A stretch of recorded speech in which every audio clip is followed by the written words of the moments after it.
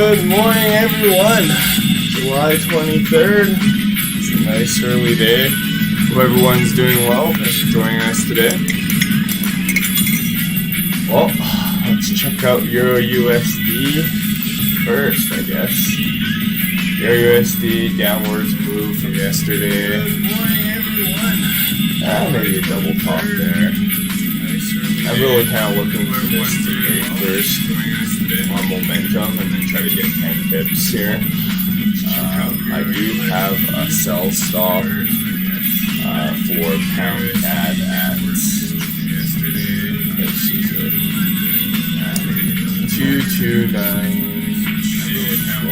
169.769. So around here.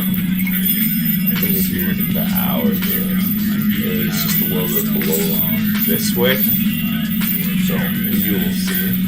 I think this is just a retest right now.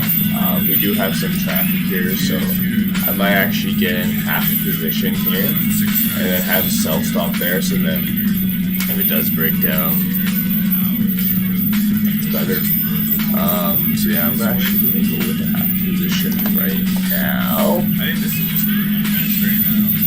We do have some traffic here, so I might actually get in half a position here and then have a sell stop there, so then if it does break down,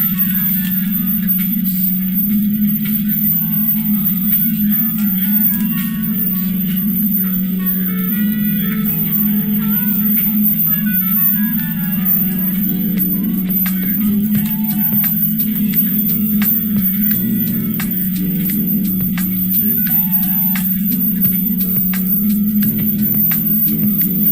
actually going to go with a position right now. So I only went half position. The reason why I want to go half position is first I want to reduce the risk of this entry, just in case it does find. Because we are in somewhat of a higher traffic area here, like there is traffic here. And we have traffic here. So I only want half position. So points of contention. But I also think that if you're just looking at today's chart, right?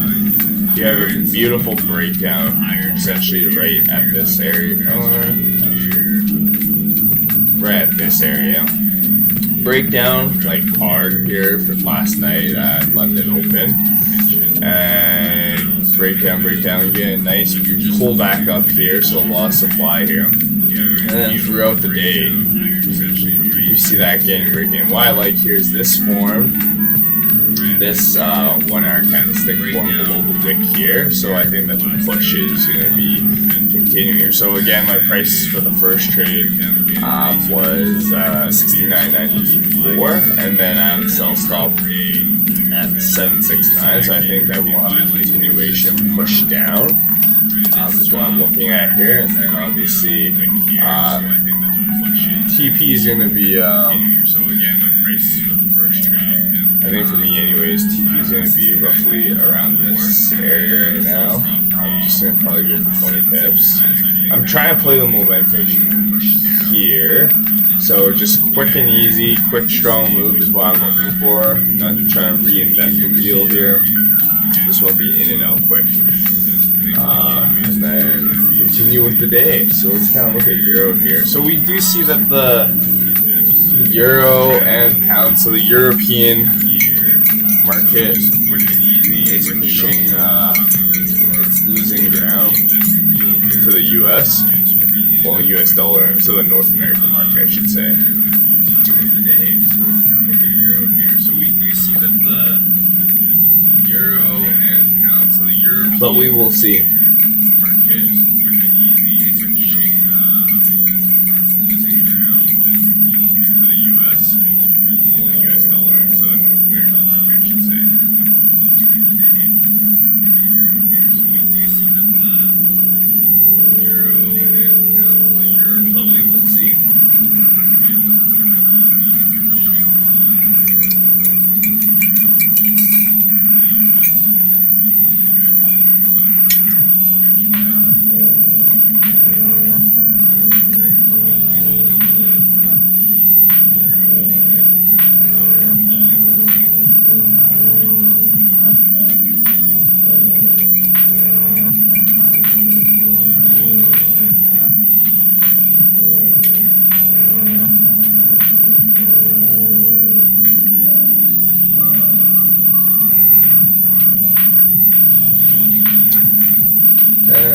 Yes, it is reversing.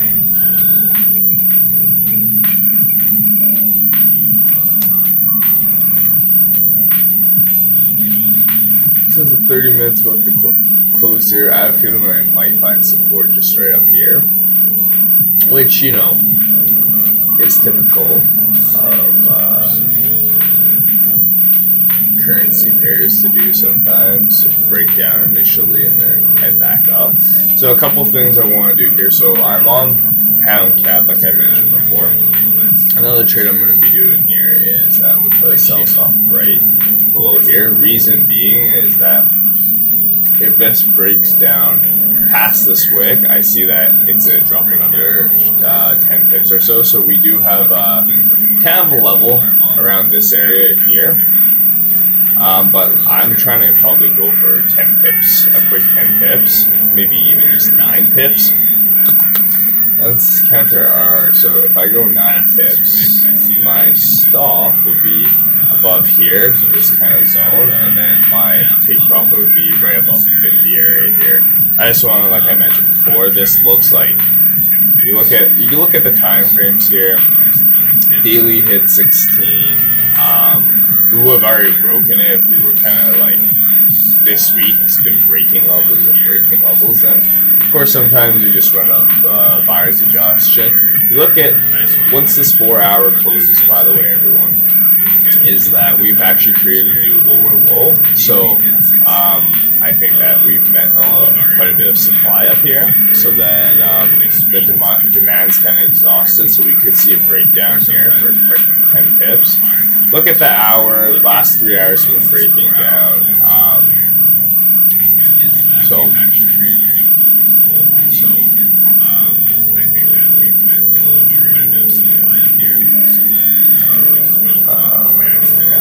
so we could see a breakdown here.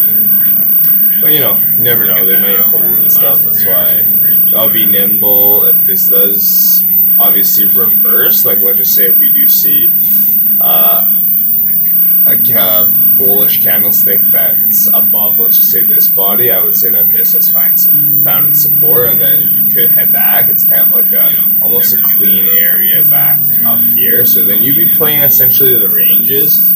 But I mean, if you find support here and it's starting to break out here, you do have a good like 20-30 pips on the upside. And if our mentality is staying nimble, being able to switch on both sides here, so that's another thing that we can pay attention to. Okay. So my stop, I would say, would be probably around this level here. So I got in at about 9. So it'd be about 20 pips. This is kind of what I'm losing. You're gonna be risking here. And then for the next level, it's around 20 pips here. So I said it's really about staying nimble and stuff. The reason why I entered up here at the 90 level is that first I believe that typically you'll see whips. So this is like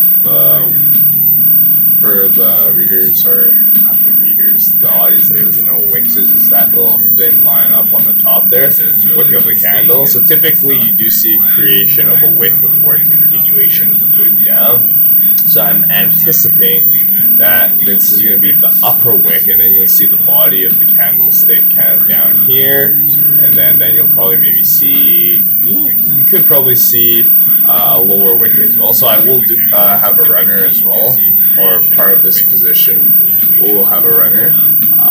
But yeah,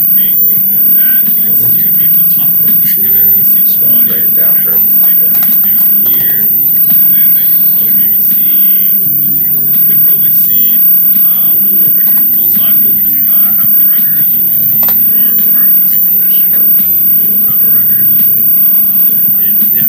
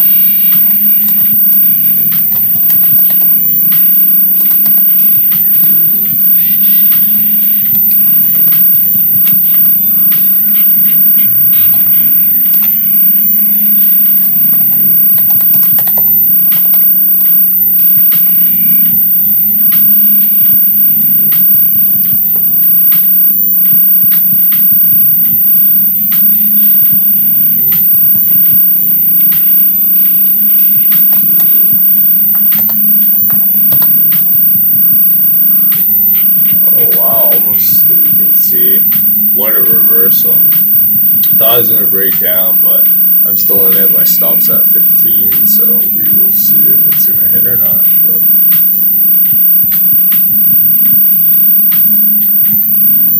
also now I'm thinking, if I also do believe in the move here downwards because of kind of the formation here, this could be a support. But honestly, we are at a really good price at right now.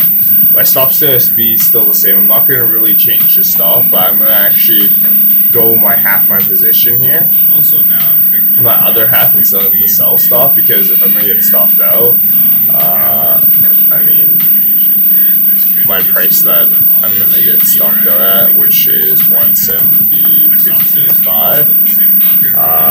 It's right up there, but this could be also the upper wick for the hour, but we still have about 30 minutes till this hour finishes.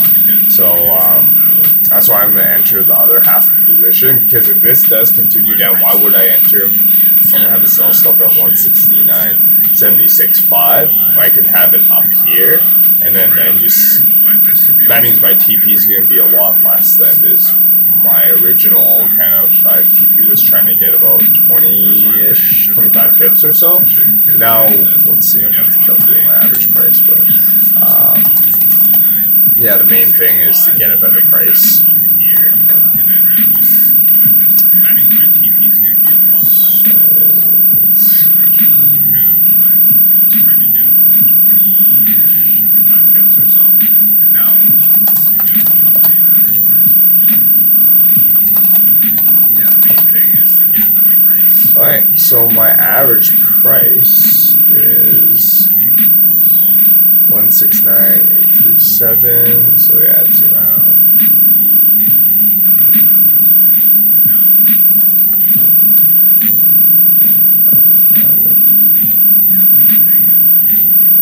Alright, so my average price is. I can't do math today. That's wonderful, isn't it? 7.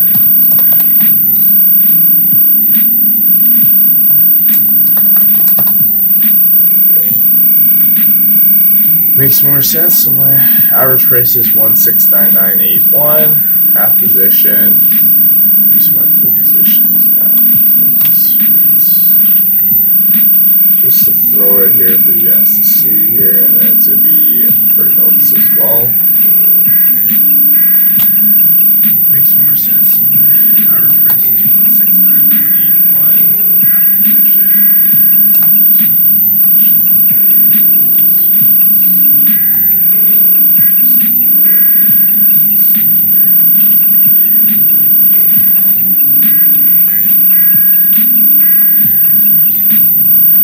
I'm just make the notes now so everyone see why I went into this trade. So okay, so first we had this form below our zone, so bearish momentum.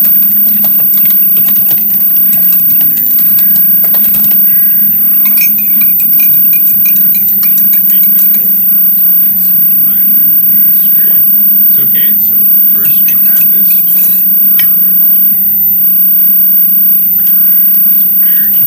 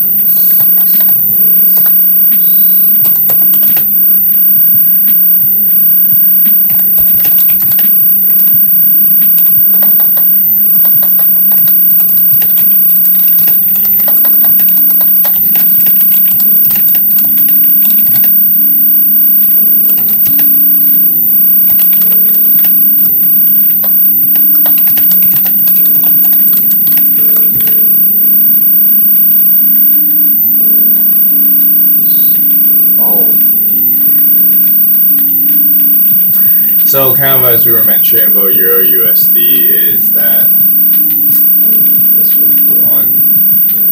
Euro USD had broken down, and I wanted to put the sell stop below here for 10 pips. So it did open up here, went, retested it, kind of what we were expecting for GC to do, but did not, and then kind of continued on to the breakdown here. And like we said, we're trying to go for 10 pips here for the momentum. So we would have probably gone maybe executed here for half position, but don't forget this was the upper wick we expected for a retest. And second of all, you see this candlestick form below here. So then, yeah, right now our average price, let's just say had the sell stop plus the wick entry up here on the retest level is probably around 62. So right now we'd be definitely in profits instead of down on GC, but you know, it's the name of the game. And yeah, just got stopped out of GC. But I mean, like I said, risk really minimized the risk in a sense here, because I entered really close to the stop for just the other half the position at a really good price. If it did go my way, I would it definitely worked out. Lowered, first of all, think about the half position TP was around 65, but then because of the entry here, we moved it 15 pips higher, so no regrets on that entry, and like I reduced the risk, right? Half position here, it shot up close to my stop loss and stuff, and below this other zone here, so then I thought it would be a good entry for that wick up, but obviously it did not. But that's the part of trading, is that you manage your risk and you move on to the next trade here. So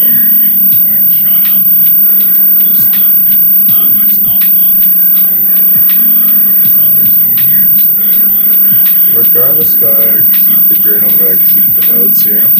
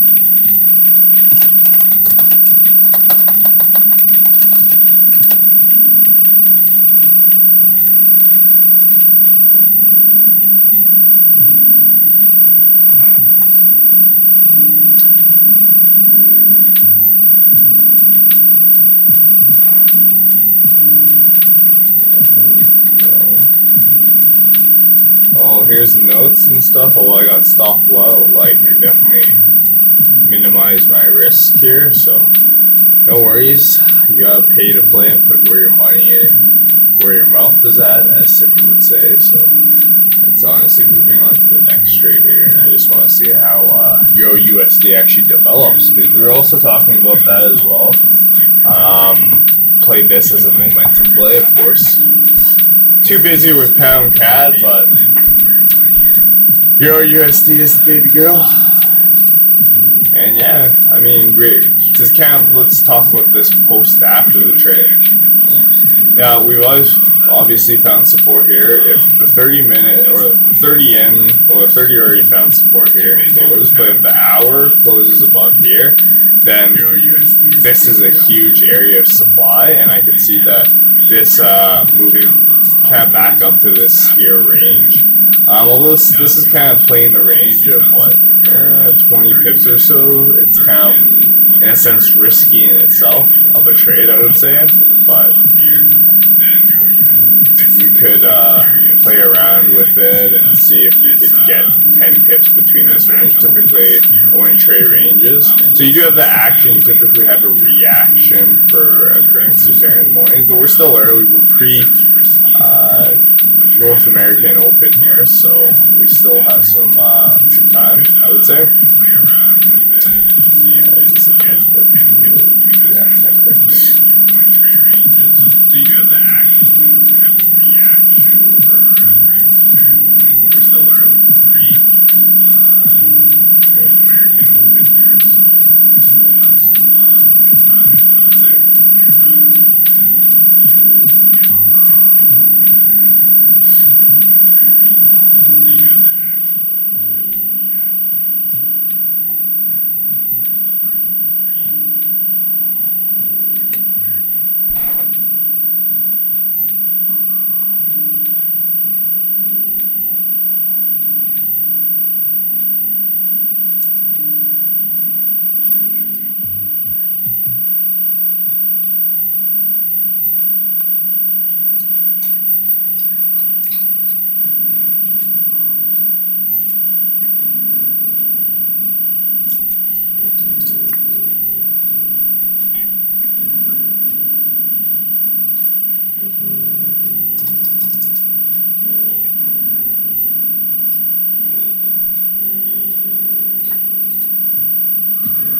So I have essentially one more trade left. Typically, one loser at most.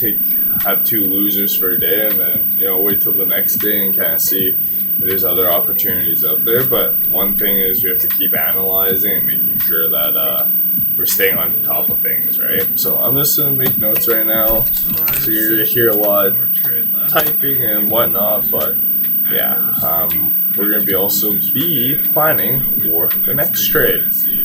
There's other opportunities out there, but one thing is we have to keep analyzing and making sure that we're staying on top of things, right? So I'm just gonna make notes right now. So you're gonna hear a lot of typing and whatnot, but yeah, we're gonna be also be planning for the next trade.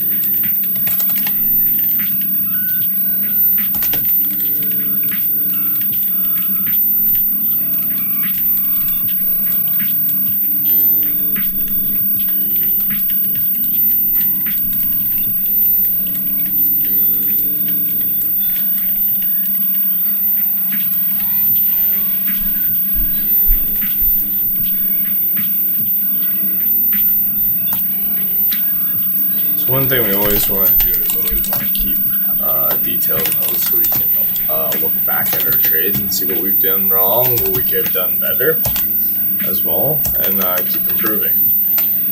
That's the whole mentality here. Let's see this trade here. One thing we always want to do is keep detailed notes so we can look back at our trades and see what we've done wrong, what we could have done better as well, and keep improving. That's the whole mentality here.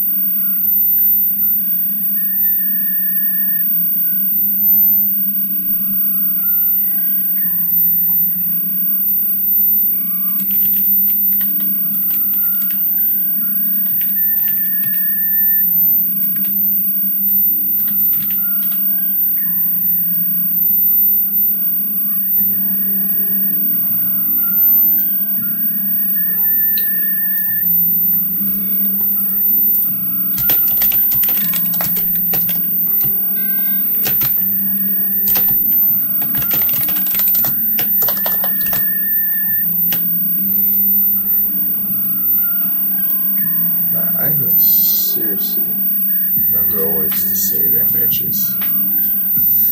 Yeah.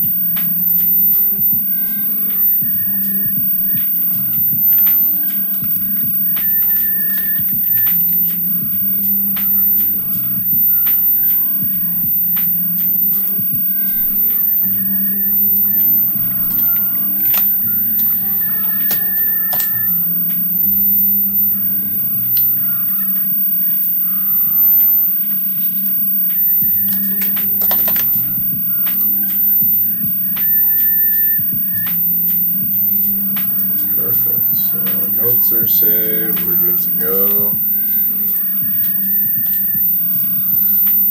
Delete this.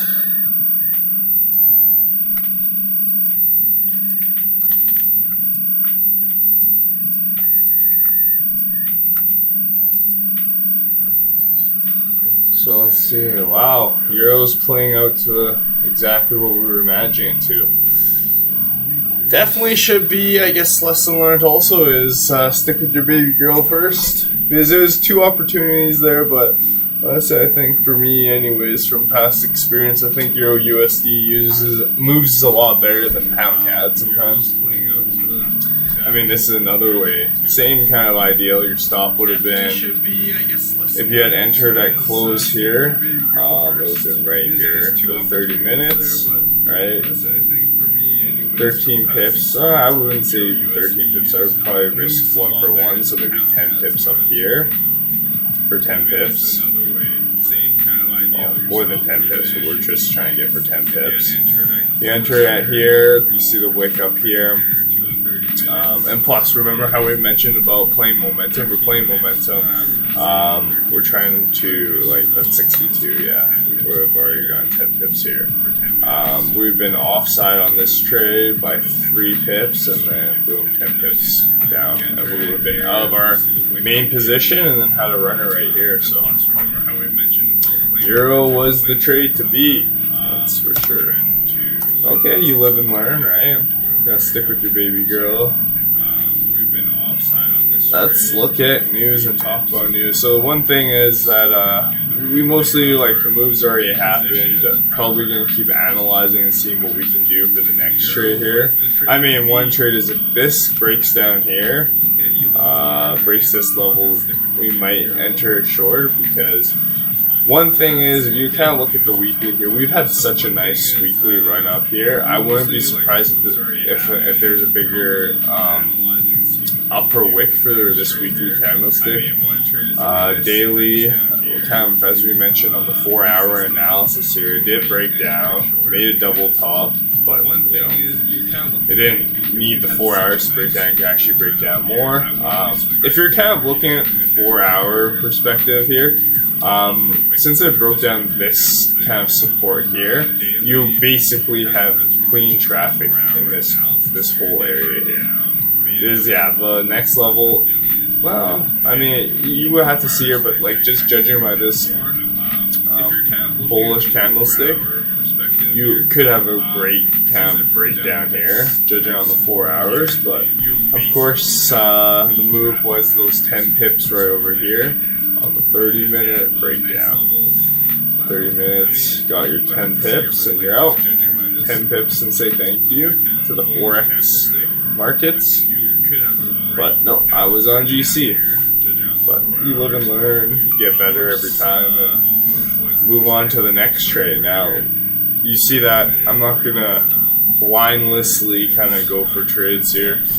You want to have the right setups. You want to manage your risk appropriately. So even if you have a couple losing trades in a row, it doesn't really play a big factor in your overall health of your account, because you just need to hit a couple of winners and you're back into the game, really. And main thing is always to protect your capital. I think people overlook that aspect. I think kind of overall people overlook risk in itself. I'm not saying to be risk adverse and unable to pull the trigger or unwilling to pull the trigger, but sometimes you just making a decision, even if it's a wrong decision, is better than not making a decision at all. And yeah, 50 pips. That's great. 10, 15 pips. But then the euro kind of moved down here, so one wrong call here on GC on me, and then euro did play out what I thought it was going to play out as. And the selling pressure honestly was a lot. Let's just compare the charts here. The hour chart. Yeah, compare the hour chart here. Just huge difference.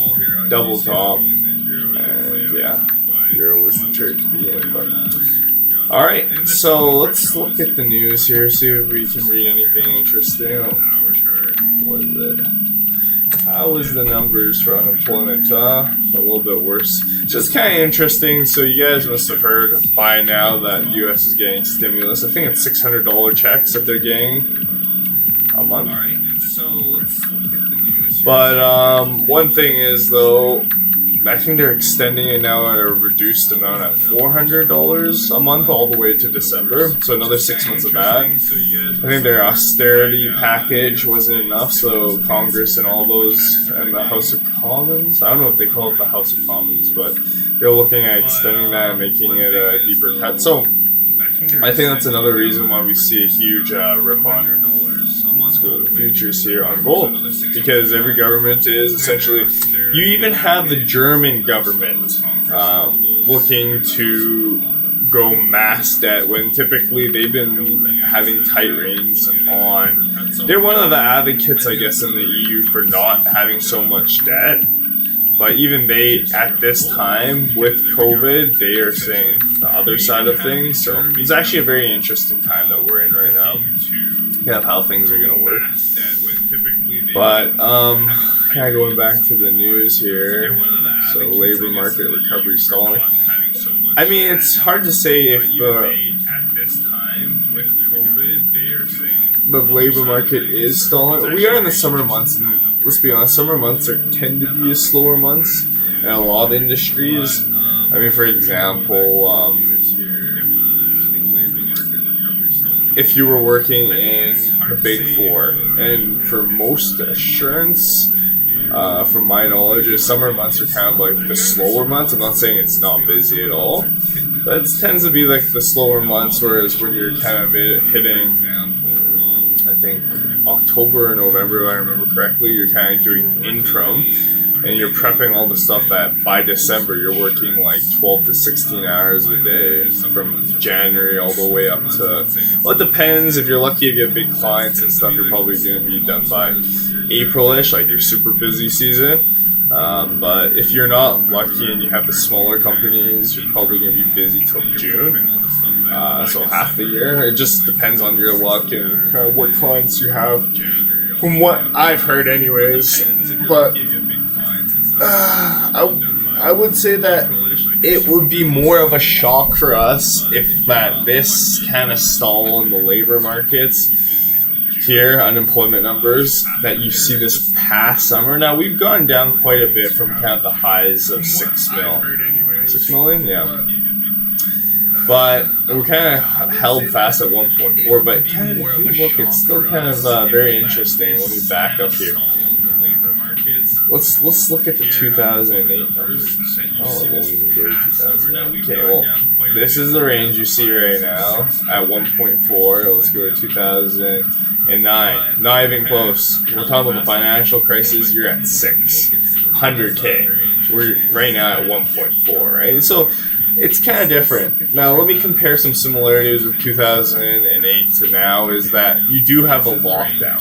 And lockdown is not of people, but in 2008, why the financial markets crashed so much is that we had a liquidity crisis in a sense, because banks didn't know which banks had these subprime mortgages, and once a liquidity flow kind of traps and slows down quite quickly, then that's when you have a liquidity kind of lockdown, let's call it. But this time we've actually had human lockdown, where you and I can see, although we can still function in some sort of way or form now with technology. That's why you see tech stocks going up, and NASDAQ, for example.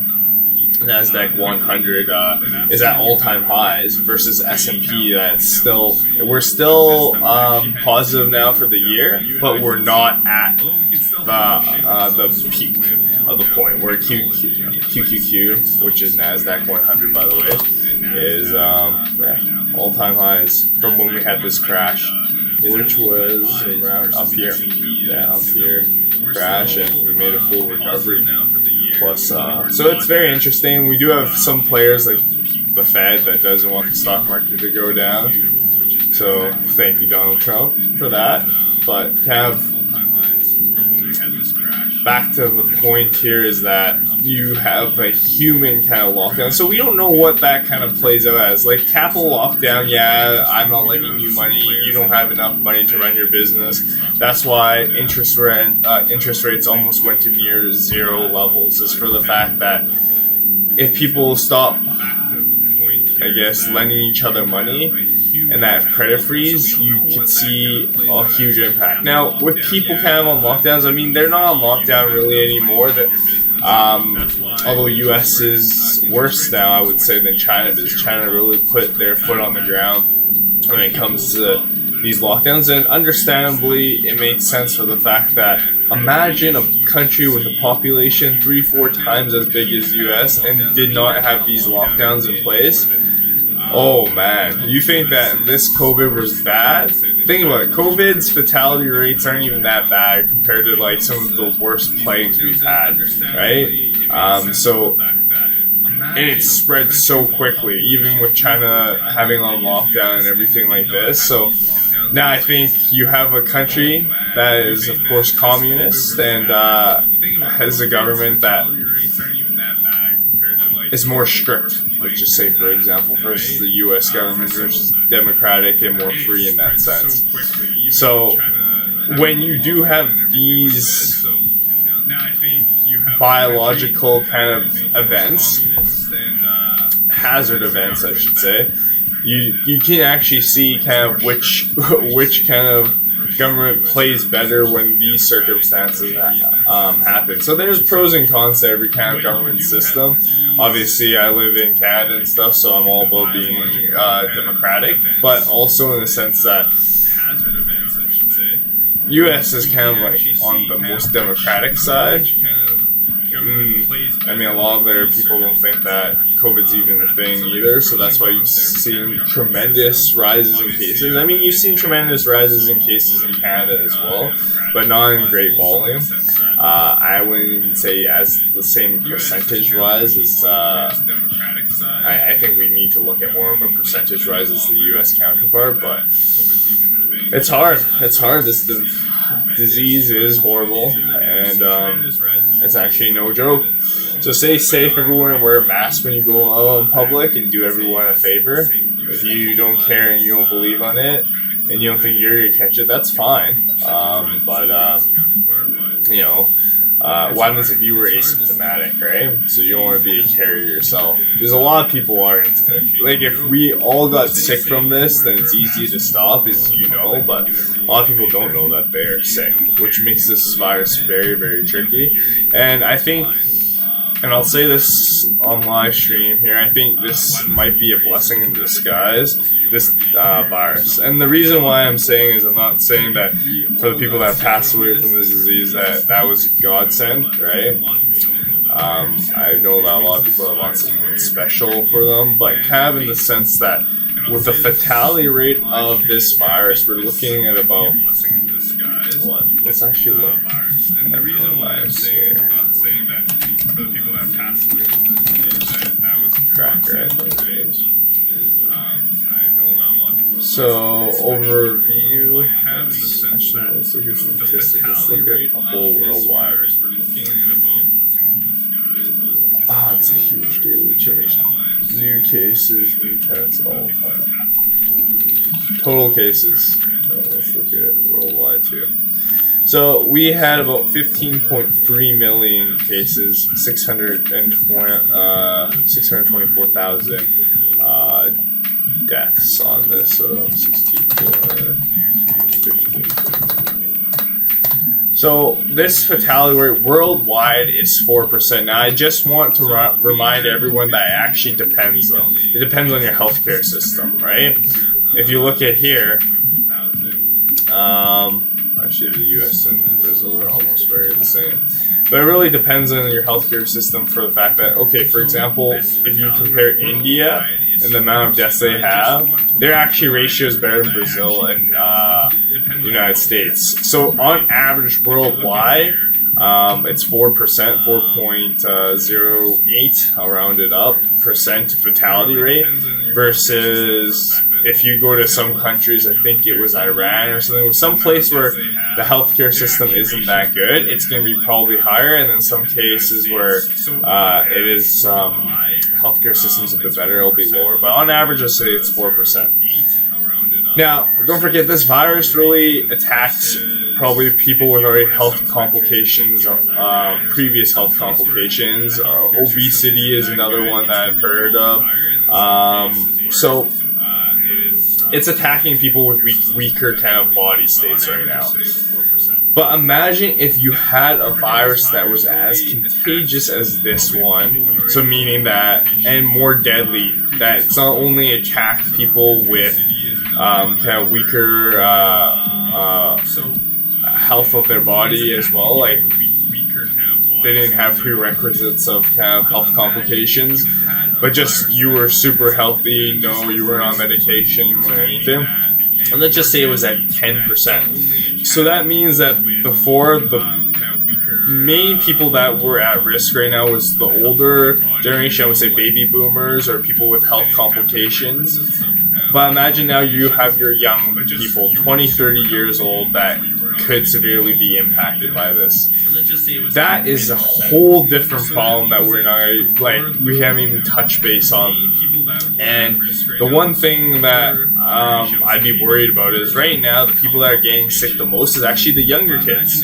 The people who are between I would say 18 to 30, 35, because if you've been reading news, people are kind of getting tired. I mean, it's already been 3-4 months that we've had this COVID thing happen. It's a wear and tear on everyone. It's summer. It's nice out. You want to be outdoors. You don't want to be locked in your house.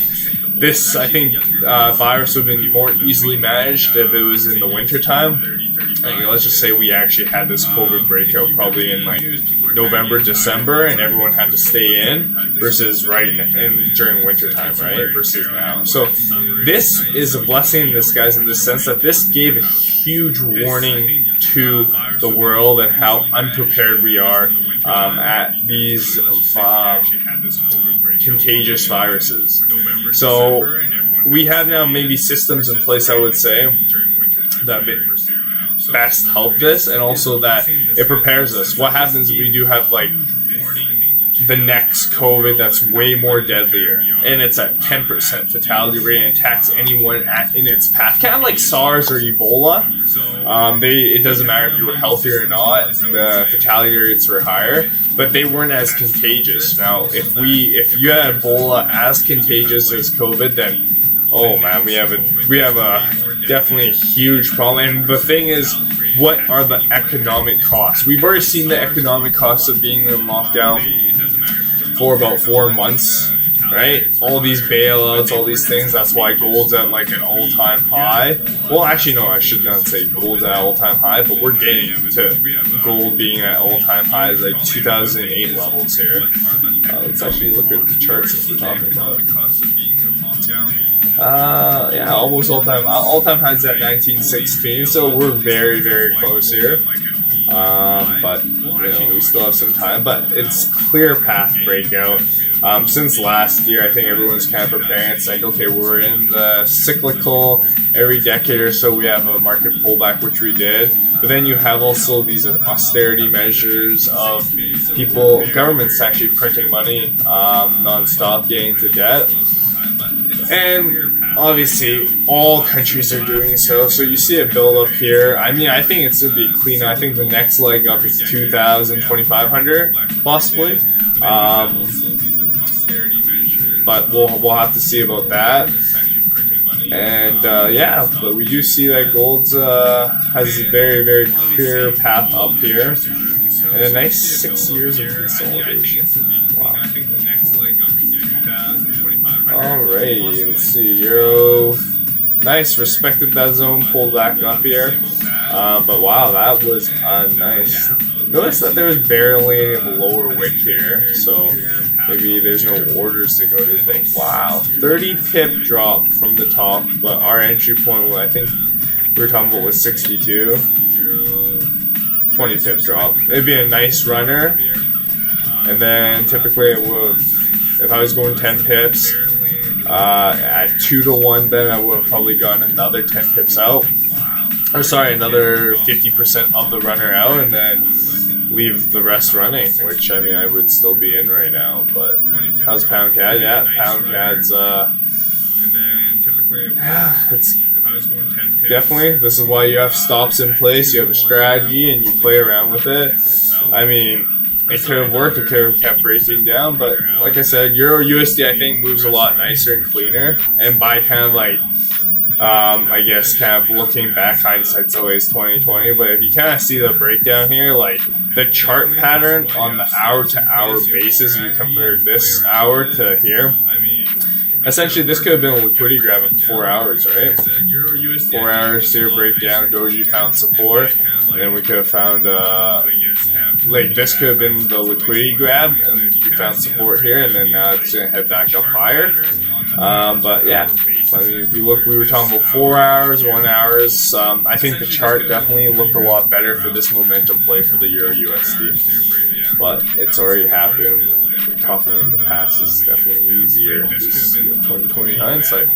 Alright, so let's look at here. US aims to conduct 6 million. Yes, this would be interesting. So, a lot of stocks right now. Moderna is one of them. I think IBIO is another one. A lot of stocks, these are manufacturers. One stock that has a great chart, pharmaceutical company, I would say would be AstraZeneca. If I'm pronouncing that correctly, you guys can definitely correct me in the chat there. But yeah, I mean, the monthly on this is a beast. You just see a nice clean. It's not like your typical pharmaceutical companies that you have big swings. Obviously, if you kind of look at the market cap, we're at 130 billion. It's not a small stock.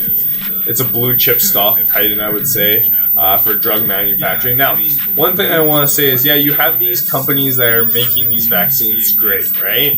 They're probably going to make money, a lot of money, since this is kind of like a worldwide problem.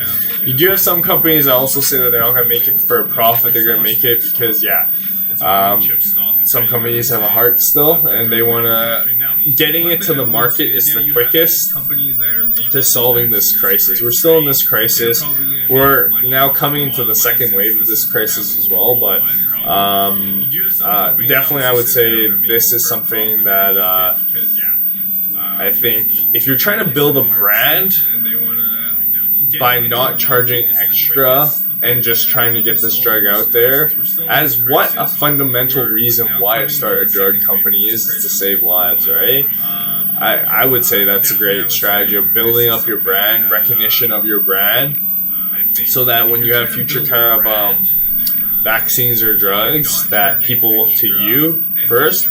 Kind of went sidetracked there, but let's look at about the AZN, the drug manufacturer. I think the main benefits is, yeah, you have, is it be a hit or miss, kind of who's going to pass all three of their trials and get FDA approval and everything like that. It's going to be a hit and miss. So if you're going to try, let's just say, invest in pharmaceutical companies and you want to hit a home run, for example, I would say you make a portfolio of maybe 10 of the companies that are already in trials for their COVID vaccine, and maybe let's just say if you have $5,000, you can do a weighting of what you think as a percentage of which company is going to be approved first, because this is going to be once you hit the gates you're running, right, type of deal. But make a portfolio of, let's just say, 5 to 10 different stocks that you think are COVID candidates anyways for the vaccine. And then from that point onwards, then you're just really, you're first diversifying your risk, right? You're not putting all your eggs in one basket. So in a sense, you reduce the non-systematic risk for that kind of trade idea. Second of all, really, you're going for a high percentage home run hits. You're not going for singles here. You're going for home runs. So if you have 2 or 3 of the 10 that hit home runs, get you a couple 100% and stuff, then I think overall, maybe your trade's going to be, your trade idea is going to be profitable. But I think for me, a safer bet is that if you're looking at how am I going to play this COVID thing, I know, like, for example, Moderna was one that I was looking at as well. Shout out to Jason, my cousin, who gave this recommendation. I think he bought around the 20s area, so props to him on that call. But yeah, this would have been playing the news. You would have gotten 4 times your money here. 4 or 5 times your money here, or 4.5, sorry. But kind of one thing, this is the potential of what you could get, right? But one, like, a safer bet I would say is, instead of focusing on specifically on the stock itself that you're going to think is going to make the vaccine, I think another way you could play this is that you look at manufacturers. For example, like, I'm going to just call it AZN, or AstraZeneca, as a manufacturer, because these big companies, right, these vaccine companies maybe don't have the manufacturer capacity. So logistics and, like, kind of the distribution channels that these behemoths have. So if you want to play a safer bet, like, I think PCG was another one of them. Or is it PMP? No, that is not. That's a... These vaccine companies maybe don't have the manufacturer. Is it Johnson & Johnson? So logistics. It might be Johnson & Johnson. Drug manufacturer. It's another one too. Is it Pfizer? PCG was another one. Are they? So, okay, you look at all these drug manufacturers. We're talking about big time. Look at the market caps. It's in, like, 2 of the indexes here. 2 of the indexes here. This is not an index, but kind of these manufacturers, they're going to also, overall, you can make a portfolio of these big kind of blue chip pharmaceutical companies, because they're going to be manufacturing these drugs, right? Because they have the capacity to do so in a large economies of scale. So I think in that sense, if you want to play it, you're not looking more of a volatile trade, but you want to play COVID. I think going with making a portfolio of like Johnson & Johnson, AstraZeneca, or even Pfizer would be a better play. Less risk, definitely, because these stocks don't move as much as you have like Moderna, for example. But you want to play COVID, I think, going with making a portfolio or this iBio. Yeah, these tend to move a lot more. So then you have to be safe with that, right? You want to control your risk at all times. You want to plan out the risk and what's the worst thing that could happen to you, right? I think, like I mentioned earlier on the stream, people neglect thinking what's the worst thing that could happen to you, and you need to think about that before you think what's the best thing that can happen to you, because it's gonna hurt you more. There's like a million opportunities there. Sorry, excuse me. Million opportunities in for trading and investing, but you know, how much capital do you have? If you have unlimited amounts of capital, yeah, you can take really dumb risk and stuff, or unwarranted risk. But if you don't have, just like if you're a normal average Joe like myself here, and you don't have unlimited capital, then you need to plan your risk better. So the rewards are going to be there. There are millions and millions of opportunities. So if today you missed a trade, like I missed here on Euro USD, and you take a loser here, that's fine, because you know that tomorrow or later today there's going to be another opportunity that presents itself. So you have to keep analyzing.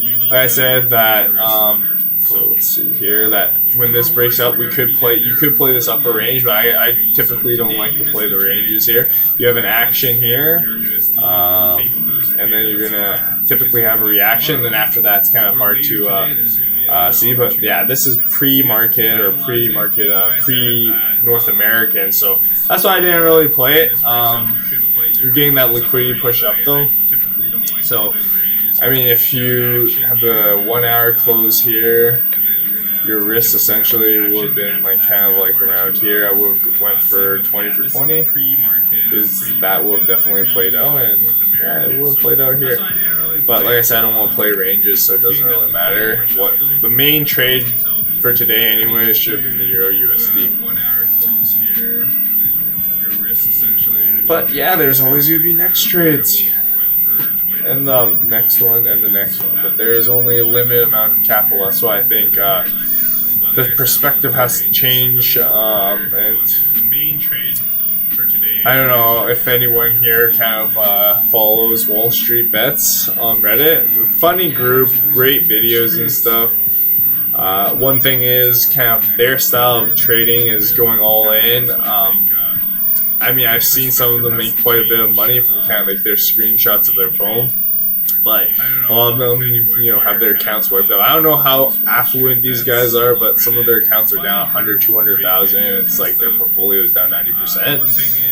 I mean, if it was me, I'd probably stop trading at that point if I just lost everything. Like, you know, like most people, 200-300 grand could be your life savings when you're like 30, 40 years old, right? So at that point, it's just like, yeah, you might as well just invest in the GIC and get like 0.5% at that rate, right? So focus on the risk and then think about the reward, but always think about how much you can lose versus how much you can make first. I mean, I think that's kind of like an opposite mentality of what you would kind of get with entrepreneurs, because credit to entrepreneurs, the risks, I mean, the odds are bet against them, but for the people that make it out of it, start franchises, start their own brands, like, they took the risk on. And I mean, for those kind of types of businesses, unless you're a well-established player, just like a venture capitalist, for example, if anyone's watched Shark Tank, amazing show. I honestly bought a couple of products from there, from watching the show, and like I've never regretted it. For example, one product I'm using right now, I'm not advertising or anything like this. It's called Gunnar glasses. So these glasses, essentially reflect the blue light. And I'm on the computer, I would say about 12 hours a day, 14 hours a day, and like my eyes used to like be so dry and stuff, so kind of tired, blurry. But since wearing these glasses, I've been wearing these glasses, I think I got them last month, so about a month and a week, I've actually noticed that my eyes, I don't have to put as much eye drops in. As well as I don't feel a strain in my eyes, and my eyes aren't really tired anymore. And it's because I wear these glasses almost religiously when I'm on the computer, and I definitely can see a health benefit here. Just because, we're streaming, we gotta study, we do analysis, we're working on our website right now. So yeah, a lot of work on the computer here. So that's one thing, right? Is you have to protect your eyes. We're still at a very young age that we need these eyes for the next 40, 50, 60 years. So we want to protect them the best we can. But yeah, that's my little rant. On the computer here. So that's one thing, right? Is you have to protect your eyes. We're still at a very young age that we need these eyes for the next 40, 50, 60 years. Sorry for the chat. I missed the chat here. Don't understand.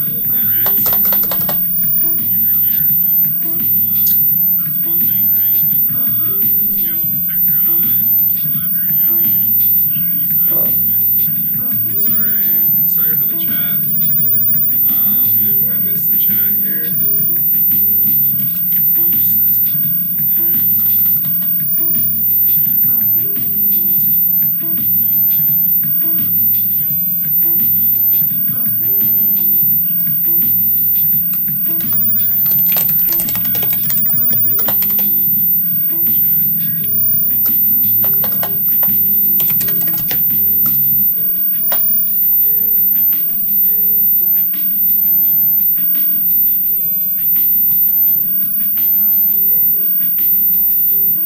Okay, what a nice rip up.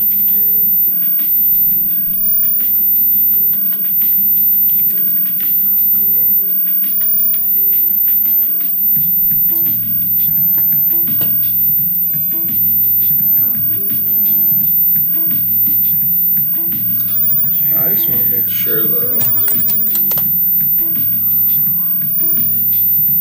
System is giving me a weird message here, so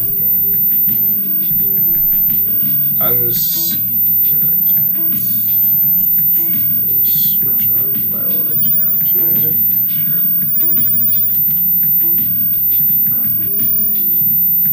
system is giving me a weird message here, so I'm just it does kind of look blurry.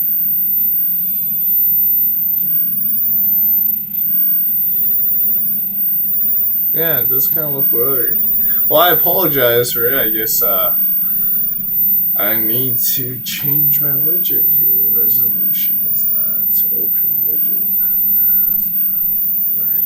It does kind of look blurry. Suggestion. Yeah, it does kind of look blurry. Well, I apologize for it. I guess well, I apologize for it. I guess wow, I've been getting warnings that stream is healthy. Suggestion. It started being unhealthy at 3 minutes later. Oops, my bad. Let's see this.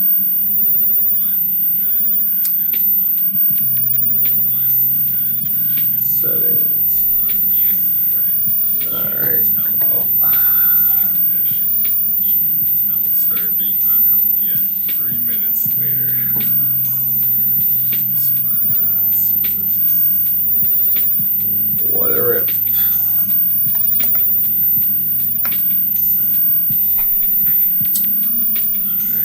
Alright, let's talk. Let's look at it.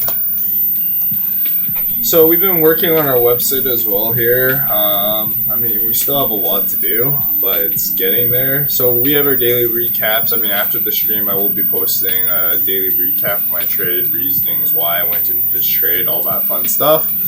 And then also, we've been updating. We have we've been working on our website. We've been working on this post. We're going to be making a lot of content here, by the way, everyone. So we have our daily recap. I think we will finally push this out to like our social media and try to make more social media accounts. Because right now we're just utilizing YouTube, but I think by September-ish, we'll probably see a push into a lot more material, and I guess we'll have our final grand opening in a sense here.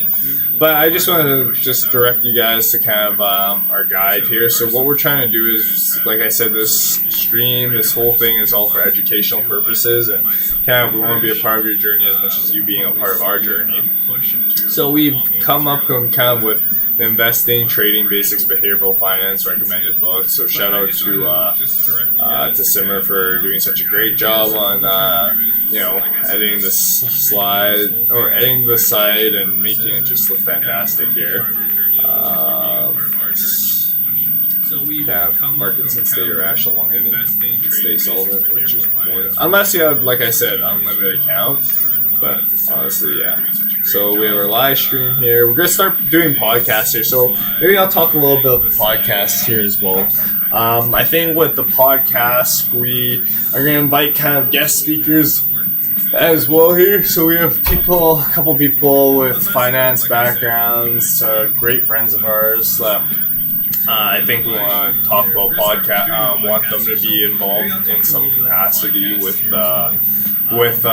gift. So we're gonna be having them come. We're gonna talk about everything, whether it be finance, trades, world events, sports, everything like that. Typically, we're looking at maybe an hour or two that we're gonna create this kind of podcast. So look out for that as well.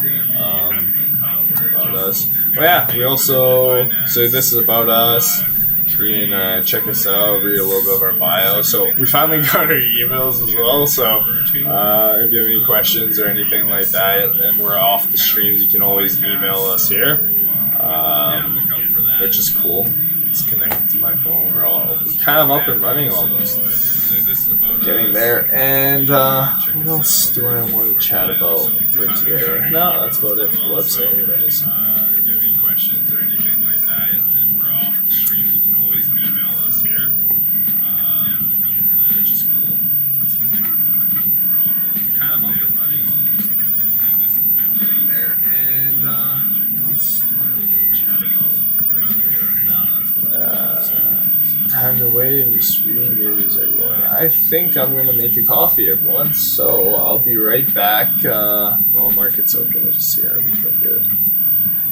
That's flat as usual. Great.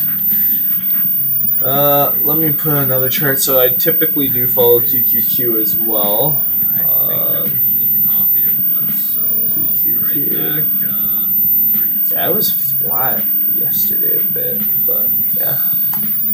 All right, perfect. I will be back shortly.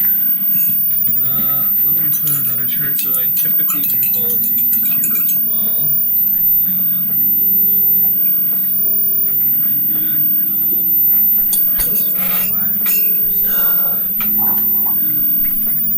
All right, perfect. I will be back shortly.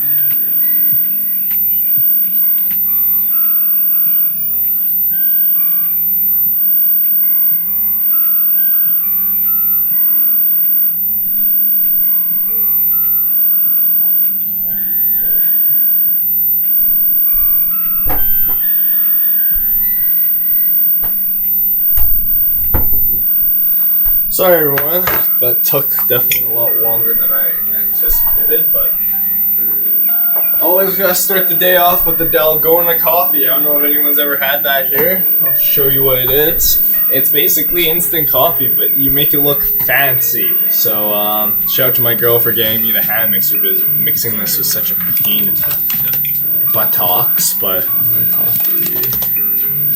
so essentially you mix the coffee so like 2 tablespoons of instant coffee, 2 tablespoons of water, and then I like to usually add honey instead of the sugar here. And then you kind of get something that looks like this on the top, and then I heat up my coconut milk on the bottom there, and yeah, it's good to drink. You mix the coffee so like 2 tablespoons of instant coffee, 2 tablespoons of water, and then I like to usually add honey instead of the sugar here. And then you kind of get something that looks like this on the top, and then I heat up my coconut milk on the bottom there, and yeah, it's good to drink. Gotta have your coffee intake. Well, I'm definitely addicted to coffee, that's one thing for sure. Wow, look at that liquidity grab, everyone. How big of a drop was that? $1 drop.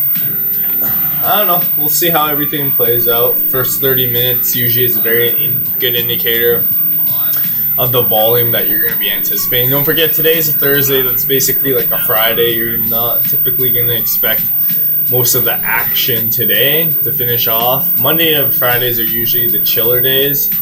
And then after that, yeah, you have your 30 minutes days like today. Good indicator of the volume that you're going to be anticipating. Don't forget, today's a Thursday. That's basically like a Friday. You're not typically going to expect most of the action today to finish off. Monday and Fridays are usually the chiller days. And then after that, yeah, you have your 30 minutes. Wow, Euro. What a pullback up. See, that's how you get your 10 pips on the breakdown and you say sayonara. One more thing too is that, yeah, there's basically no lower wick here at a support, so there's no orders to go into. And as you can tell, boom, there's definitely orders to go back up, and we had basically a 30 pip upward movement. So definitely insane here. Second here, I think Simar is joining us, so just waiting here.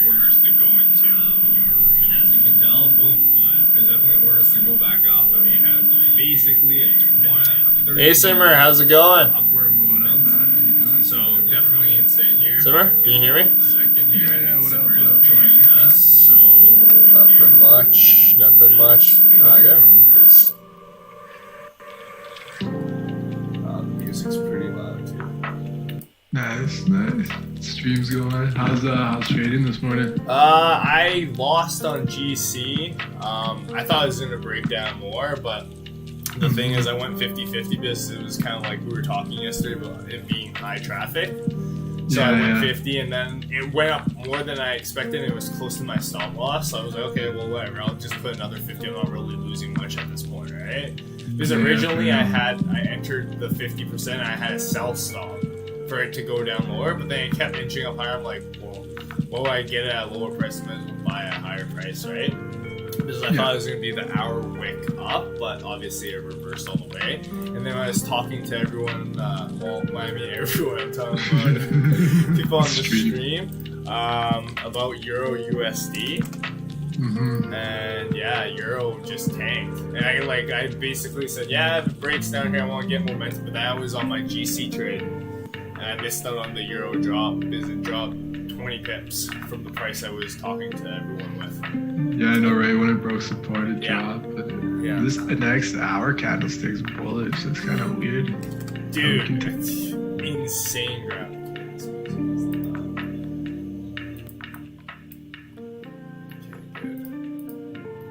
Can you hear me? Did you have a chance to listen to the stream on your side? Yeah, I checked it out a little bit. Was the music too loud or what? Let me check it again. No, I thought it was fine. Yeah, okay. It's just now I turned up my volume quite a bit so I can hear. Actually, no, the music is like a little bit louder. Can you hear me talk though?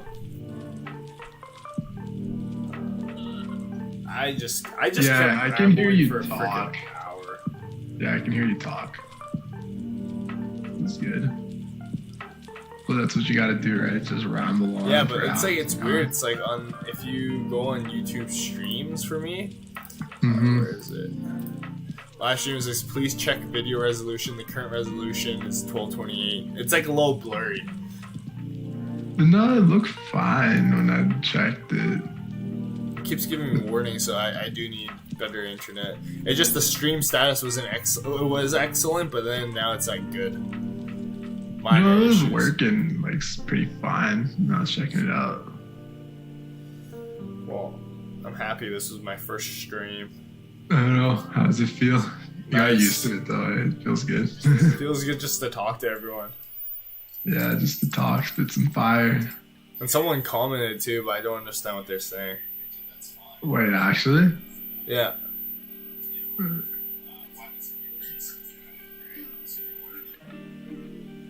Yeah, I mean, I can hear. I'm just watching it. Oh, yeah, he's talking in German. Yeah. Some Germans. Sweet. Yo, so yesterday I got my my better back, bro. Oh, how was dude, that? it's so dude, there's no reason why I need a new chair. So the better back's actually helping quite a bit. It's like basically a seatbelt to hold your back in place. Damn, that's sick. That's sick. And then it comes with a cold pack and a hot pad, so I'm gonna probably do that later. But it helps out your like overall posture. Oh, dude, it corrects it. They say you can wear it all day, but you should start 15 minutes. And like yesterday, I think I wore it for like in intervals altogether, time probably 2 to 3 hours. Yeah, but I mean, as long as it's helping your posture and how you sit, that's what matters. So. Yep. Pound cat was nice too on the reversal. I was talking to people on the stream about that too. And then, to be honest, I was trading that last night. I was long first and then I was short after. That's probably why I didn't sleep. Yeah, I saw you on WhatsApp. You're like last read at 1:11. I'm like, yeah, I think I was like, I'll just start the stream. Yeah, I was like, yeah. How was it then? It was alright. It wasn't worth it. I feel like I could have slept instead. And catch this morning's moves? Yeah, the morning moves are probably better. I think I might just get rid of, honestly, Pound Cat, man. Unless, honestly. Just focus on just Euro USD. Not like I'm baiting or anything, but like... Euro USD is like where it's at, though. Yeah. It definitely, I was even telling everyone and stuff, if you look at the hour chart and the Pound Cat hour chart, like, definitely Pound Cat chart, it would have been nicer if I was trading at 1 o'clock. Yeah. But for Euro USD, it's better now. Yeah, it is. At 6 o'clock, right? So, yeah. Well, even with Pound Cat, I mean, it was nice. Like, the breakdown, it was mostly pound driven. Yeah. I guess that's what made me sell it. I was long at first, but I think it broke like support if you draw the trend line. But yeah, this reversal was kind of weird because even at like 5:30 when it broke down, you would expect it to go lower, right? Yeah. It does what it does. And then Euro USD. Yeah, I thought Euro USD would continue its momentum. Maybe the summer trading is actually playing out. Unpredictability in its moves and everything. I mean, though, like, Euro's just been giving it. Yeah, It's been nice for the last week because all you had to do is just click long or click buys, right? Click long and you're good to go. Yeah. I also talked to the audience about our website. Our kind of grand openings will be in September. Yeah, I think September's gonna be. And I shared their emails, our emails. So that was cool. I realized I never knew I was this talkative. I'll be honest. It's good though, man. You need that. Oh, you made your quote gold, eh? Yeah, I was thinking, because I liked how you did it, so I was just like, but then I'm just like, I was playing around with the colors, and then I was like, originally I thought I was going to change my text to gold. Yeah. Then it changed to gold. I'm like, it kind of highlights it. Yeah, it looks pretty good. Yeah, I was going to say, you put markets and industries. I was going to say you could do sectors and industries, but like for the investing basics guide, when I was reading through it, you know how I did it on behavioral finance? Like breaking into 3 parts? Yeah, I just broke it into parts that I think would make sense for like coherency or like kind of flowing in a sense. So what would this first part be then? Like, I was thinking first it'd be like why investing. Okay, and then I introduced risk. Okay. Yeah, then like it would. So then why investing, and then you have like all that up to fundamental question, and then you get the yin and yang. Yeah. Finance, so maybe go like risk and return. Yeah, and then after that, global markets, and then after that, asset classes. Yeah, something like that. Or even, I was thinking, since you talk about like asset classes, that's a investing basics topic. You just put like markets. So if you go like why investing, and then you talk about markets, and then you talk about risk and return. But I don't know. Either way, I think the write-up was pretty good though. Thanks. Yeah, I see where you're going from. Yeah, I will. But we'll just. I mean, it's still got time to actually watch it. Risk and markets. Yeah, no, but like, yeah, like, are you complete, like, for behavioral finance, is that done on your list then? Are you working on trading basics? Like, I'll review it, and I'll definitely work on trading basics today. Like, I'll review behavioral finance, and I need to see how to make it, like, segue into developmental skills, mental fortitude, and biases, because I did touch on, like, all 3. Because I was like, I want to, my whole idea for meeting yours is, like, you want to talk about it, but then you also want to like have these topics in which us and like traders can improve on in a sense. Yeah, I think my like the way I try to format it is kind of like it's my introduction to them. Yeah, I mean I like your way was just breaking it down, so I think I will do that. But it's an introduction too. It's like what is behavioral finance? How do we see it in the markets? And like what's the concept? Like when I was reading yours, you said fear and greed. So I try to put like fear and greed into it. Yeah, just make it flow a bit better. Try to like segue the fear and greed into like the developmental skills, the mental fortitude, and the biases. Picture side, but I don't know. We'll see. I think it'll be pretty good. Did you show your? Did anyone see it at all or no? Which one? Like the site. Oh yeah. I was talking about the site, and I was talking about how we're gonna do podcasts soon, and how we're gonna invite people over, like people with finance backgrounds, to talk about basically anything. And I kind of went through the site. I showed them our emails and stuff, just in case when we're not online, they can email us their charts and stuff like that. Yeah, exactly. If you email us the charts, then I mean, I basically kind of gave them like a little bit of rundown of the site. And then, grand opening is when we make social media like Instagram, Twitter. What else? A Are you Facebook gonna do account. daily recap of the trade? Yeah, I went through daily recap. I went through basically everything here. Oh no, are you gonna do daily recap of today's trade? Yeah, I will. I'm doing it after the stream's over. Fair enough. So yeah, I was talking about unemployment numbers. Yeah, I don't know. I find it odd that I talk so much. I went long silver, by the way. How's that going? Oh, I'm in it right now. Oh, you just longed it now? I'm in at 60, 22, 60. Because, like, after the wick down, I was looking. I wanted to short it, but it started to reverse. And when it started to reverse, gold started to go up too. And usually silver follows with gold. So I was just expecting silver even test the top of the range, maybe. So maybe hit like 80 level, 20 cents to 90 level. Sorry, so again, 20... I'm on here, so I don't know if it's accurate on Finviz. Oh shit, you could share your screen now, man. If you go to Trading View, type in XAG USD. Just make another one. Yeah. Sorry, what was it called again? XAG USD. USD.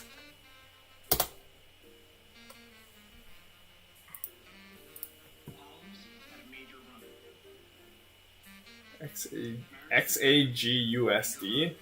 Yeah, XAG USD.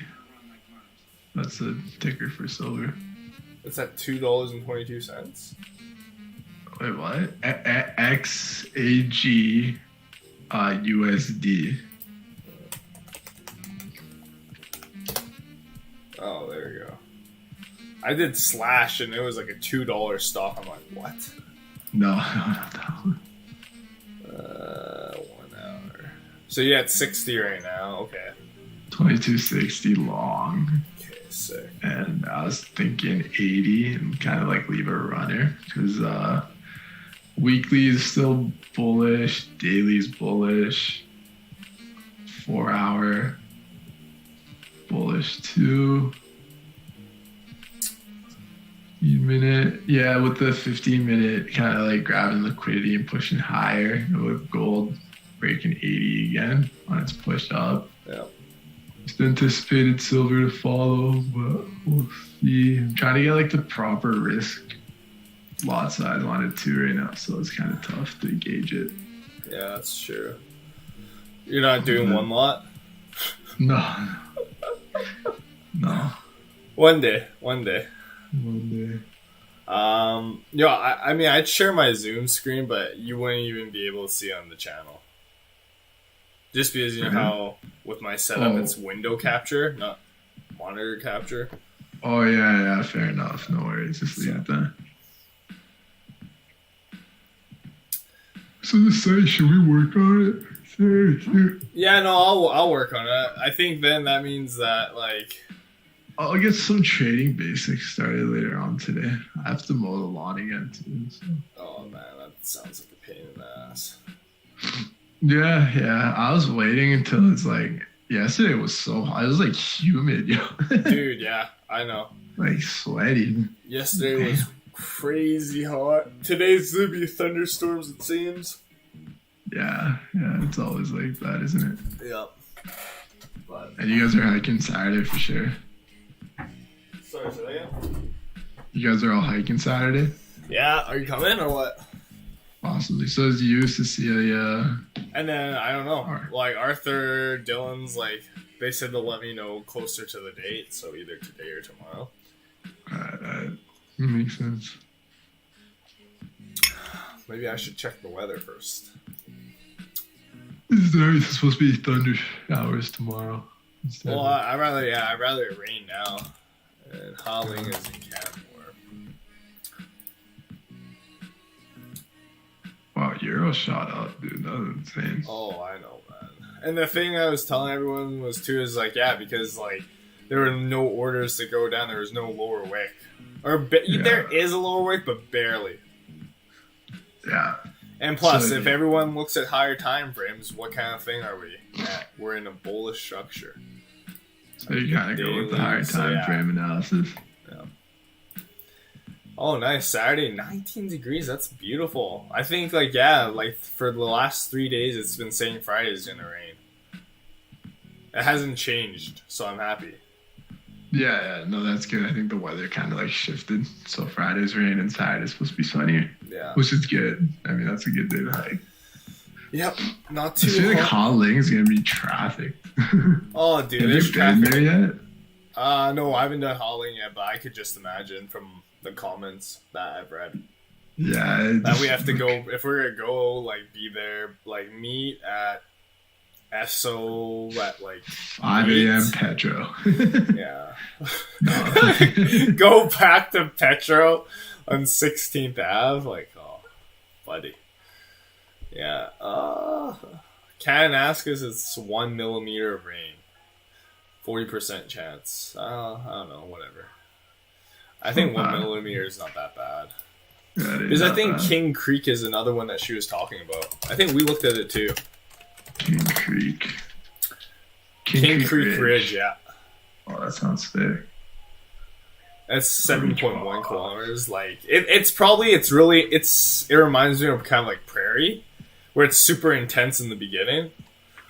Yeah. Actually, let's look at the recordings. I think that's the best way to gauge. Yeah, this is definitely hard on one of the reviews, but yeah, recordings is the way to go. Yeah, definitely. Yeah, the first 2 kilometers you gain about like 400, and then on the ridge you slowly kind of gain, but that's fine. Ridge walks are easy. Yeah, they are. Oh yeah, this could be a nice one to do too. I don't know, I'm still 50-50 on it for now, but we'll see what happens. I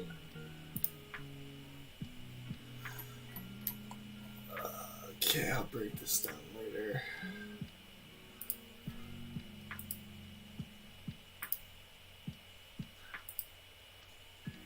Do you want to keep the stream going, or should we just close the stream and Yeah, I think close it. I got my silver trade going, so we'll see how that turns out. Yeah. But damn, you hosted your first stream today. How does it feel? it feels great. I popped the cherry.